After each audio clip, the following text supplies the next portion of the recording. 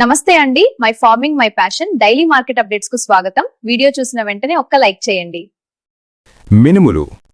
మినుముల మార్కెట్ నేడు స్థిరత్వం నుండి స్వల్ప పెరుగుదల వైపు మళ్లింది. ముంబై క్లోజింగ్ మార్కెట్లో ఎఫ్ఏక్యూ రకం ₹25 పెరిగి 8,225 వద్ద ముగిసింది.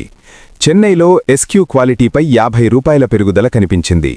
కోల్కతాలో కూడా ₹50 పెరిగి 8,250 వద్ద ట్రేడవుతున్నాయి. విజయవాడలో హై క్వాలిటీ మినుములు ₹14,200 వద్ద తమ ధరను పదిలం చేసుకున్నాయి.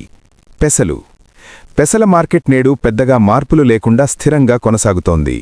ఖమ్మం మార్కెట్లో కొత్త పెసలు ₹7,000 వద్ద, పొన్నూరులో ₹7,950 వద్ద నిలకడగా ఉన్నాయి.